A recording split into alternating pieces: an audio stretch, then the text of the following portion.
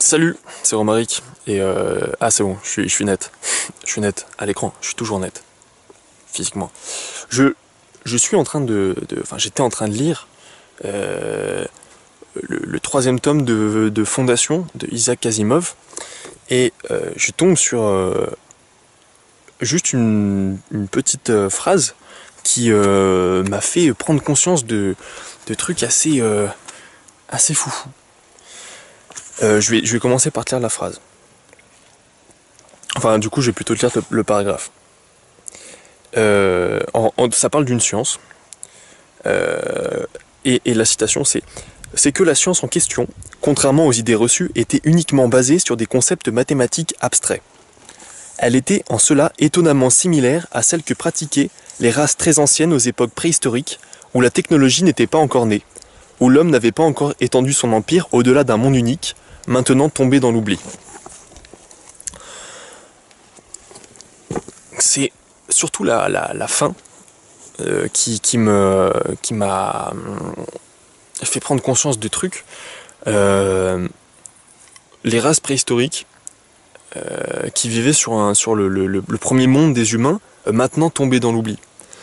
Et j'imagine maintenant, voilà, du coup ça parle de nous, bien sûr, mais j'imagine maintenant les Grecs, j'imagine maintenant même notre préhistoire à nous. J'imagine c'est peut-être ces hommes de Néandertal ou ces Homo sapiens qui, à leur époque, pour la gloire de leur nom, ont fait des choses incroyables et ont rassemblé du pouvoir et des richesses et plein de trucs, etc. Mais maintenant, ces personnes, eh ben, on les a oubliées. C'est-à-dire que tu peux mettre autant d'énergie que tu veux pour faire perdurer un truc dans le temps, cette chose finira toujours par tomber dans l'oubli. Et aujourd'hui, ce que tu vas faire, tu pourrais être Donald Trump, tu pourrais être des gens très connus, euh, mais dans 1000 ans, 2000 ans, on se souviendra pas de toi. On aura des archives, mais ou encore même pas sûr. Peut-être que ça aura plus d'intérêt. Peut-être qu'on sera passé à un autre stade de conscience qui fait que ça n'aura plus raison d'être appris, d'être mémorisé. Si on a conquis la galaxie d'ici là, si on est passé à un stade immatériel, toutes ces connaissances, toute cette somme d'ego, finalement, n'a plus d'intérêt. Peu importe qui a créé les empires, peu importe qui a inventé un truc, peu importe qui a créé telle chanson, tu vois. Parce que, au final, ce qui compte, la seule chose qui reste de toutes ces personnes qui ont essayé d'exister, mais tout le monde, hein, tout le monde. Il n'y a pas que les gens très influents, on essaye tous euh, de se réaliser, d'être dans le monde des humains. Donc, mais bon,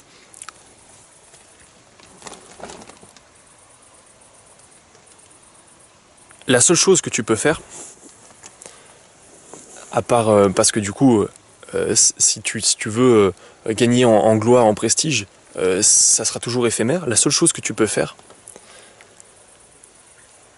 le seul sens de la vie d'un humain, selon moi, comme extension de la vie de la nature, eh ben, c'est simplement de participer au processus d'évolution, d'émancipation de l'humain. Émancipation des contraintes matérielles, des conforts que l'on connaît aujourd'hui. Euh, C'est-à-dire que peu importe qui a inventé quoi, l'important c'est que ces inventions nous ont permis d'arriver là où on en est aujourd'hui. Je sais pas qui a inventé la charrue, je sais pas qui a inventé les ordinateurs, je sais pas qui a inventé Internet. Je pourrais le chercher sur Wikipédia, on s'en souvient, mais par contre, l'inventeur de la charrue, on sait pas qui c'est. L'inventeur des maisons, qui a inventé les maisons? Non mais je plaisante, mais toutes ces personnes qui ont inventé des trucs, toutes ces personnes, même au-delà, qui ont créé des empires par la force de leur volonté, dont on se souvient plus de leur nom aujourd'hui, bah, ces personnes, elles ont aussi participé à nous amener là où on en est aujourd'hui. Peu importe qu'elles aient fait ça par ego, peu importe que le bilan de leur vie soit plutôt négatif en termes de souffrance infligée aux autres humains, mais tout ça participe presque, j'ai envie de dire, au progrès, mais c'est pas assez, c'est pour ça que je dis évolution. Tout ça participe à notre accès à cette chose, à l'absolu, à cette chose impalpable, immatérielle, dont on peut même pas imaginer la nature.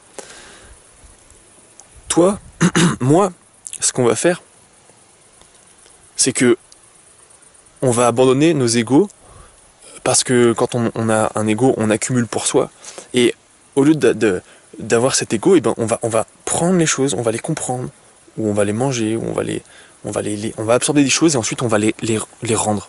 Voilà. On va les redonner à ce tout qui est à la fois la vie, l'humanité, et puis plus simplement nos environnements plus proches. Participer à l'évolution de la société, participer à l'évolution de sa ville, participer à l'évolution de sa famille, je sais pas, de ses amis, etc. Tout ça, t'as pas besoin de le faire pour ton nom. Si tu le fais pour le prestige, tu vas perdre du temps pour the fame, mais qui est éphémère, qui ne durera pas, c'est immatériel. Tu es immatériel, je veux dire, tu vas mourir, les gens vont se souvenir de toi pendant ta famille va se souvenir de toi pendant 2-3 générations, et puis après, si t'as écrit des livres, si t'as écrit des machins, peut-être on se souviendra de toi pendant 100 ans, 200 ans, voire 2000, 5000 ans, si t'es un pur génie, tu vois. Mais j'ai les petites crottes de nez. À quoi ça sert d'accumuler pour soi? Non, le seul intérêt, c'est d'échanger, d'échanger tout ce que tu absorbes avec d'autres personnes, parce que par l'échange, 1 plus 1 égale 3, par l'échange, on fait plus que ce qu'on pourrait faire seul. Et une fois que tu as pris conscience de ça, moi, une fois que j'ai pris conscience de ça, je peux qu'aller vers ce processus à la fois de dépouillement de l'ego, du non. J'ai pas envie de faire les choses pour la gloire, mais j'ai envie de faire les choses parce que je vois le sens. Je vois que tout participe à l'amélioration de la vie. Voilà. On fait partie de cette coévolution. Et du coup, j'aimerais remercier Isaac Asimov, ce putain de visionnaire. Ce putain de visionnaire. Non mais sans déconner. Ce mec, avec les robots et Fondation, mais c'est un génie. Bref, j'espère que t'as fait ces réalisations aussi, parce que si tu fais les choses par ego, tu t'en souffriras et tu feras de la souffrance aux autres. Alors que si tu donnes au tout, tu feras que du bien. Si tu donnes des bonnes choses, hein, donne pas des coups, donne pas des gros mots. Voilà. Bon, sur ce, bonne évolution à toi.